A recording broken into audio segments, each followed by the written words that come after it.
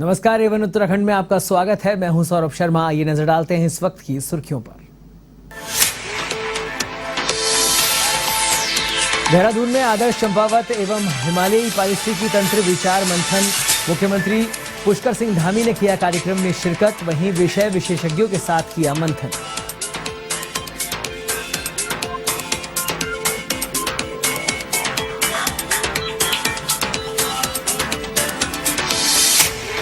समाज की मुख्य धारा से जुड़ेंगे भीख मांगने वाले बच्चे। हरिद्वार पुलिस ने चलाया ऑपरेशन मुक्ति अभियान। भीख मांगने वाले 608 बच्चों को किया चिन्हित। 3 चरणों में एग्जीक्यूटिव किया जाएगा अभियान।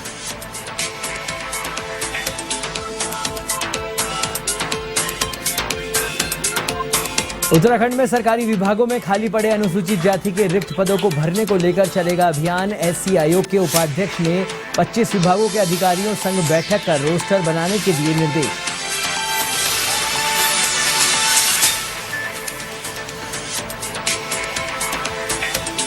रुड़की के गंग नहर के सलेमपुर राजपुताना गांव में पुलिस की कार्रवाई। नशे के सौदागर से मिले 350 से ज्यादा नशीले इंजेक्शन। गिरफ्तार युवक को पंजाब पुलिस ले गई अपने साथ।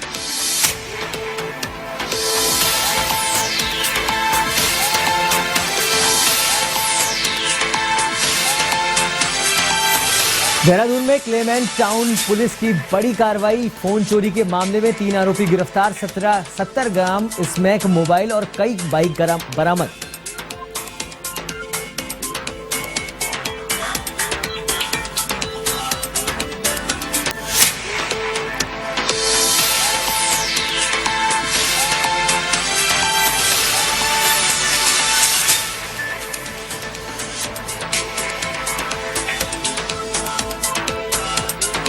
अब खबरें विस्तार से। देहरादून में आदर्श चंपावत एवं हिमालयी पारिस्थितिकी तंत्र विचार मंथन का आयोजन किया जा रहा है, जिसमें मुख्यमंत्री पुष्कर सिंह धामी ने शिरकत की। जिसमें आदर्श चंपावत अंतर्गत प्रमुख वैज्ञानिक सलाहकार भारत सरकार, हैस्को यू कास्ट एवं अन्य विषय विशेषज्ञों के साथ हिमालयी पारिस्थितिकी तंत्र विचार मंथन पर चर्चा की और अपने विचार रखे। जो ये आज के उद्घाटन आज मैं इस कार्यक्रम में आप सबका स्वागत करता हूं। सबका, क्योंकि हम लोगों ने एक पूरा चिंतन मंथन यहाँ पर इस कार्यक्रम में भाग लिया है और इस चिंतन मंथन से निकट भविष्य में कैसे हम विकास को आगे बढ़ाएंगे, कैसे उत्तराखंड राज्य के अनुरूप योजनाएं बनाएंगे, उसमें प्रोफेसर सूद साहब का बहुत महत्वपूर्ण रोल होने वाला है। और अभी बैठे थे तो मैंने आपसे कहा कि आप अपने उद्बोधन में यहाँ से कह रहे थे कि योजनाएं सब आप लोगों ने बना ली हैं। योजनाएं बनी हैं, लेकिन उन योजनाओं में आपने कैटालिस्ट का काम करना है। कैटालिस्ट के रूप में आप हम सब लोगों को जो है उत्प्रेरित करने का काम करेंगे। हमारा राज्य केवल पर्वतीय राज्य ही नहीं है, बल्कि यह हिमालय और जो इकोसिस्टम है उसका एक महत्वपूर्ण अंग है और इसको लेकर पिछले काफी समय से उत्तराखंड में नए जिले बनाए जाने का जिन पर एक बार फिर बोतल से बाहर आ गया है। पूर्व सरकार के दौरान निर्वाचन मुख्यमंत्री रमेश पोखरियाल निशंक ने प्रदेश में कुछ नए जिले बनाए जाने की घोषणा की थी, जिसके बाद हर सरकार के कार्यकाल के दौरान इसकी चर्चा होती रहती है। लेकिन अब मुख्यमंत्री पुष्कर सिंह धामी ने नए जिले बनाए जाने की चर्चा छोड़कर इसे और अधिक बल दे दिया है। कुछ समय पहले भाजपा संगठन ने भी प्रदेश में 5 नए संगठनात्मक जिले की घोषणा की थी, जिसके बाद सीएम धामी के बयान से इसकी चर्चा तेज हो गई है। सीएम धामी ने कहा कि प्रदेश के विकास को और तेज करने के लिए नए जिले बनाए जाने की जरूरत है और इस पर काम किया जा रहा है। जल्द ही सरकार जनप्रतिनिधियों और सामाजिक कार्यकर्ताओं से राय मशविरा करेगी। सीएम धामी ने कहा कि नए जिलों के गठन में इंफ्रास्ट्रक्चर समेत क्या क्या व्यवस्थाएं जुटाने की जरूरत है, इस पर भी मंथन किया जाएगा। उन्होंने बताया जा रहा है कि रुड़की, रामनगर, कोटद्वार, काशीपुर और रानीखेत को जिला बनाए जाने पर विचार किया जा रहा है। ये मांग काफ़ी लंबे समय से चली आ रही है और इसको लेकर हम शीघ्र ही पूरे उत्तराखंड के अंदर कहाँ कहाँ पुनर्गठन हो सकता है, कहाँ वास्तव में इनकी आवश्यकता है, उसके लिए समस्त जनप्रतिनिधियों से जल्दी हम लोग चर्चा करेंगे और इस चर्चा को आगे बढ़ा के इस दिशा में भी आगे बढ़ेंगे। हरिद्वार में पुलिस ने धर्मनगरी हरिद्वार में भीख मांगने वाले बच्चों को समाज की मुख्य धारा से जोड़ने की पहल शुरू की है। पुलिस ने इसके लिए ऑपरेशन मुक्ति चलाया है। ऑपरेशन मुक्ति के तहत हर की पौड़ी, मनसा देवी और चंडी देवी समेत तमाम धार्मिक स्थलों पर भीख मांगने वाले 608 बच्चों को चिन्हित किया है। हरिद्वार की सीओ निहारिका सोमवाल को ऑपरेशन मुक्ति का नोडल अधिकारी बनाया गया है। निहारिका सोमवाल ने बताया कि ऑपरेशन मुक्ति को 3 चरणों में एग्जीक्यूट किया जाएगा, जिसके पहले चरण में 608 बच्चों को चिन्हित किया है। दूसरे चरण में स्कूल, कॉलेज और समाज सेवी संगठनों से सहयोग की अपील की गई है। तीसरे चरण में चिन्हित बच्चों को स्कूल में प्रवेश दिलाकर पढ़ाई कराई जाएगी।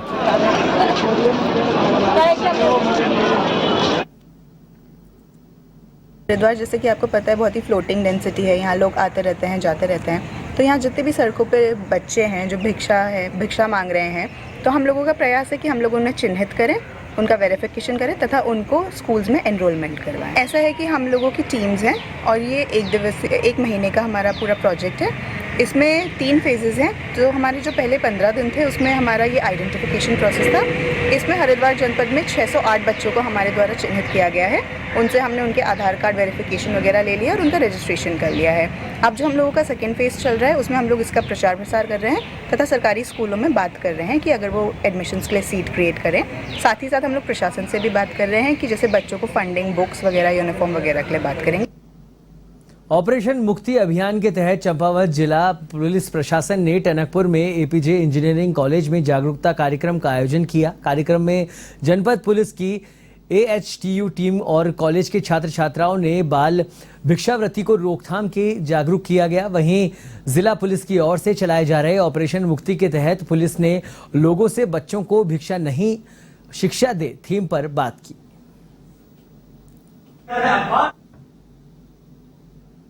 देखिए, ये एक हमारे लिए एक सोशल मुहिम के साथ साथ हमारा जो एक काम है वो दोनों है, दायित्व दोनों को हम निभा रहे हैं। ये एक उत्तराखंड पुलिस के द्वारा चलाया गया मुहिम है जिसमें कि हमें भिक्षा नहीं और शिक्षा बच्चों को देनी है। जो भिक्षावृत्ति में इन्वॉल्व है बच्चे या जो बाल श्रम में इन्वॉल्व है उनको सही दिशा देनी है। उसको लेके आज यहाँ पर हम APJ अब्दुल कलाम में सभागार में यहाँ पर बच्चों के द्वारा कुछ नृत्य नाटिकाएं और कुछ नुक्कड़ नाटक वगैरह इनके तक प्रस्तुत करके समाज को वो मैसेज दिया गया कि हमें बच्चों को जो भिक्षावृत्ति मिलेगी उनको वहाँ से निकाल कर उनको शिक्षा की तरफ ले जाना है और उनको आगे उनका जो नेचुरल डेवलपमेंट है उसकी तरफ आगे बढ़ना है। उत्तराखंड में पौड़ी गढ़वाल के यमकेश्वर विधानसभा के द्वारी खाल ब्लॉक के प्रमुख महेंद्र राणा ने कांग्रेस को अलविदा कह दिया है। राणा ने कहा कि वे पिछले 25 सालों से कांग्रेस को मजबूत करने का काम कर रहे हैं और जनता की आवाज को बुलंद करते रहते हैं। पिछले 2017 और 2022 के विधानसभा चुनाव में उन्होंने यमकेश्वर विधानसभा से अपनी दावेदारी की थी, लेकिन पार्टी ने भाई भतीजावाद अपनाते हुए उन्हें टिकट से वंचित रखा।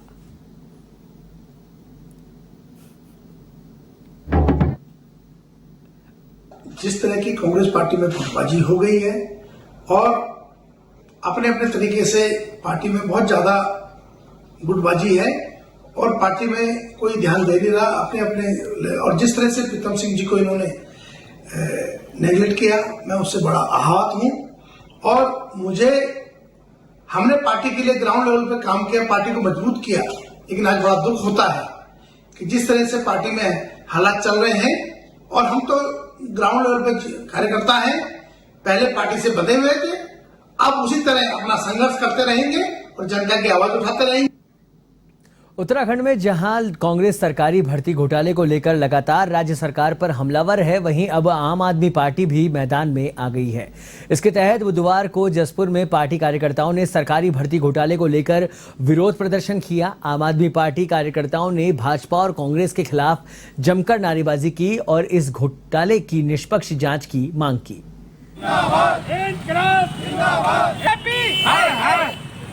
कांग्रेस बीजेपी धोखा है।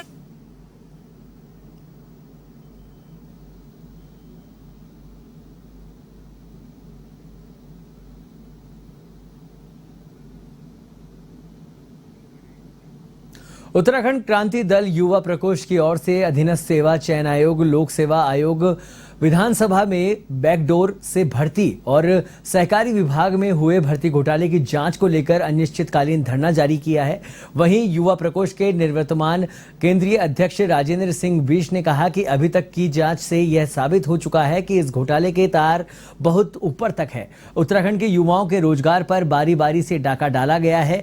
आपको बता दें कि उत्तराखंड के चर्चित भर्ती घोटाले को लेकर राजनीतिक पार्टियों के बीच हलचल दिखाई दे रही है। वहीं UKSSC भर्ती घोटाले से शुरू हुई कहानी विधानसभा की भर्तियों के आसपास जा पहुंची है, जिसको लेकर उत्तराखंड की राजनीतिक पार्टियां एक दूसरे पर आरोप प्रत्यारोप लगा रही है।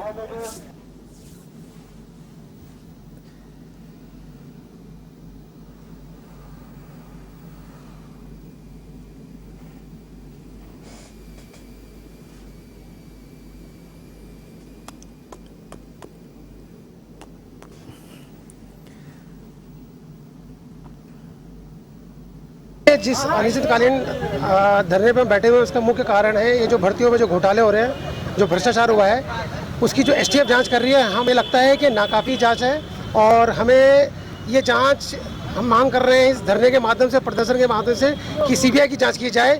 CBI केंद्र की एजेंसी अगर जाँच करेगी तो जो इसका जो इसकी व्यापकता है, जितने यहाँ जिसमें मंत्री और संतरी और जितने ये भ्रष्ट अधिकारी जो गण, जिसका व्यापकता देख के लग रहा है कि इस STF इसकी जांच नहीं कर पाएगी। इसकी जांच CBI करे तो ही अच्छा होगा, तो ही ये सारे नाम उजागर होंगे जो अब तक छुपे पड़े हैं, जो अब तक दबे पड़े हैं, जो STF निकाल नहीं पा रही है।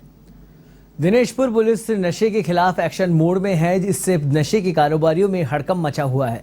पुलिस ने नशे के विरुद्ध चलाए अभियान में एक व्यक्ति से 2.80 ग्राम स्मैक बरामद की है। वहीं थाना अध्यक्ष अनिल कुमार उपाध्याय ने बताया कि जाफरपुर मार्ग पर वाहन चेकिंग के दौरान संदिग्ध मोटरसाइकिल सवार को रोककर तलाशी ली गई तो उसके पास से 2 ग्राम स्मैक बरामद हुई। पूछताछ में उसने अपना नाम अंग्रेज सिंह निवासी अमरपुर बताया। उन्होंने कहा कि दिनेशपुर से मैं नशे के कारोबारियों को नशा बेचने नहीं दूंगा।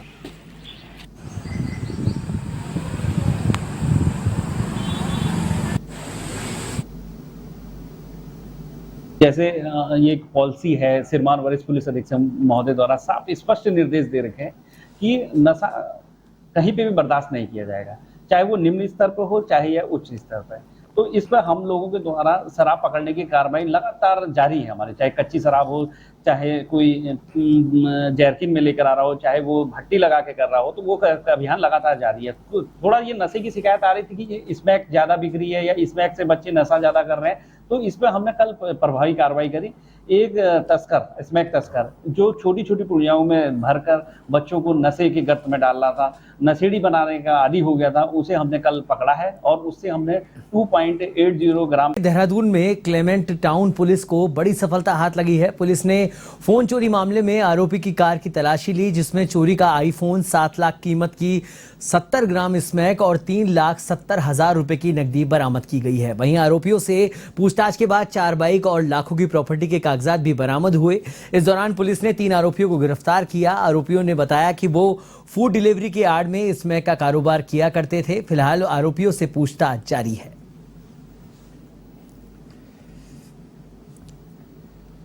जिम क्लेमेंट टाउन में एक मोबाइल फ़ोन आईफोन चोरी हुई थी नेहा सिंगल जी का।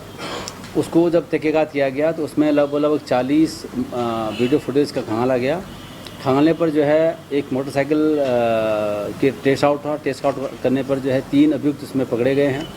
इन तीनों अभियुक्तों, ये तीनों जो है देवबंद सहारनपुर के रहने वाले हैं और इनसे नंबर जो चोरी का जो हमारा आईफोन था 1.5 लाख का, वो बरामद हुआ है। साथ साथ 3.5 लाख का जो है इनके पास कैश बरामद हुआ है, जो ही इन्होंने स्मैक बेच करके इन्होंने खरीदा उनके पास से अर्जित हुआ है।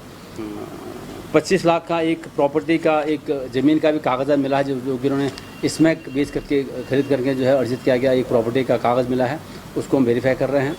साथ साथ एक अल्टो कार UP नंबर का है, वो बरामद हुआ है। 4 मोटरसाइकिल इनसे बरामद हुई हैं। इसको हम फर्दर एग्जामिन कर रहे हैं अभी, और जैसे उनको अरेस्ट करने के बाद जो तथ्य मिले हैं वो विवेचना का प्रश्न है, उसको हम और डेवलप कर रहे हैं और हो सकता है कि और इसमें लिंक मिल करके उसमें और चीज़ें हमको प्रकाश में आए। हरिद्वार में गंगा घाट पर अजगर आने से अफरा तफरी मच गई। वहीं हरिद्वार के विश्वकर्मा घाट पर पानी से एक विशालकाय अजगर देखा गया। इससे देखते ही वहां लोग मौजूद लोग दंग रह गए और गंगा घाट पर अफरा तफरी मच गई। आनन फानन में वन विभाग की टीम को इसकी सूचना दी गई। सूचना पाकर वन विभाग की QRT टीम मौके पर पहुंची और अजगर को रेस्क्यू करके जंगल में छोड़ा। गंगा में से निकला अजगर लंबे समय तक घाट की ग्रिल पे लिपटा रहा। वहीं इसे देखकर हर किसी के होश उड़ गए। तस्वीरों में देखा जा सकता है कि अजगर कितना विशालकाय है। QRT टीम ने कड़ी मशक्कत से अजगर का रेस्क्यू किया।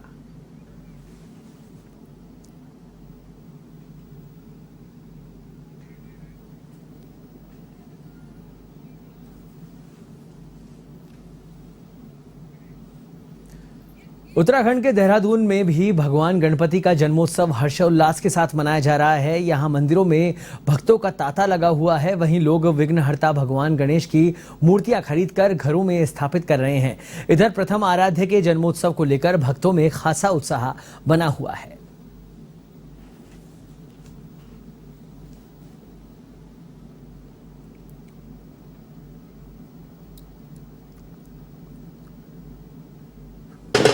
आज गणेश चतुर्दशी है और गणेश चतुर्दशी के अवसर पर गणेशोत्सव पर्व मनाया जाता है।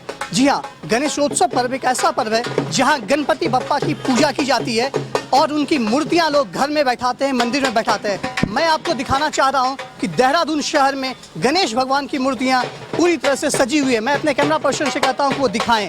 ये देखिए गणपति बप्पा, ये छोटे से लेकर बड़े कितने तरह के गणपति बप्पा यहाँ पर सजे हुए हैं और यहाँ पर तमाम दुकानदार लोग हैं जो गणपति बप्पा को लगातार बेचे जा रहे हैं और लोग घरों में आकर के गणपति बप्पा की मूर्तियाँ खरीद रहे हैं। लोग इन्हें खरीद करके सजा रहे हैं, उनकी पूजा कर रहे हैं।